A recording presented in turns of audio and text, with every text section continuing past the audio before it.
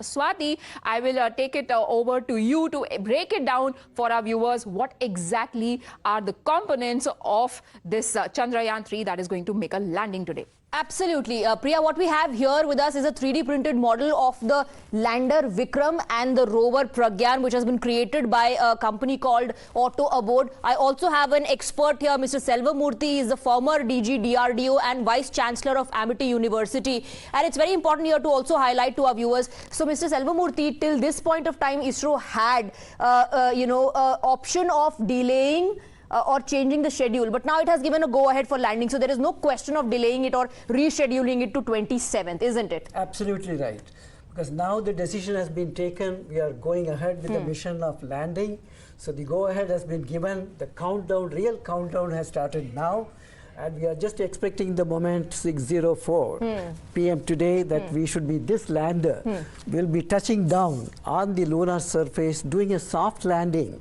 Because there's a lot of complexity is there in the soft landing Can you point out, sir, the changes? Is this the same that was part of the Chandrayaan-2? Are there changes, and what are they? Yes. The first thing is the legs, which should take the high impact. Even it is coming down to 10 meters, then it has to drop down. These legs have to take that impact. So the impact test has been done. It has ruggedized so much that this will take the impact. The second thing is they have put additional 2 cameras. Right. So even if one camera loses the sight and we don't get the images, the other camera would function. So the redundancy has been built in this lander.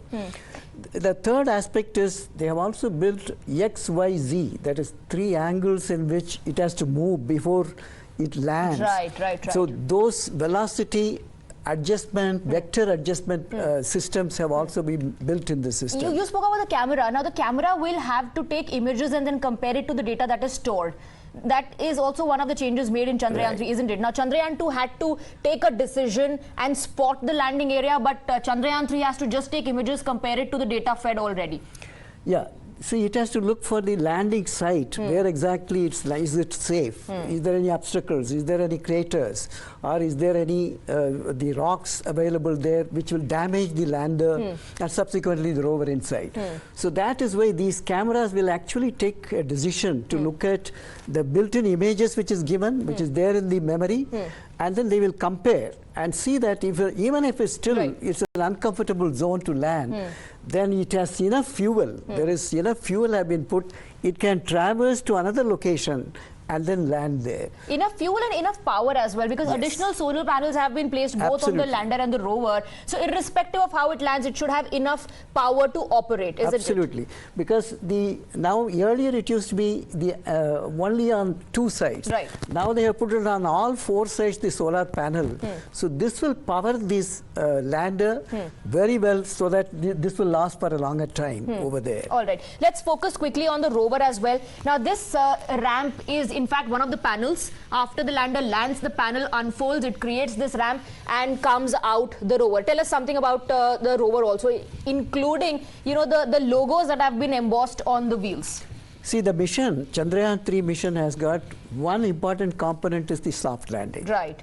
The second important is to carry out the experiment subsequently. Absolutely. Which will look at the atmospheric conditions, look at the elemental analysis, chemical analysis, electrons, and also the ionic changes which happens, temperature variations which happens, and the thermal conductivity of the system.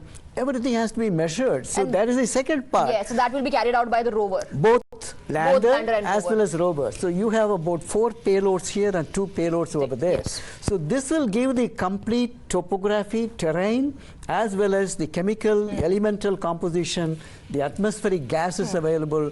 So all this will be measured by these sensors and their payloads. Right. Quickly before we toss back to the studio, sir, tell us about the landing area also, which has been expanded. Right. See, this is yet another to provide a greater tolerance for the whole system.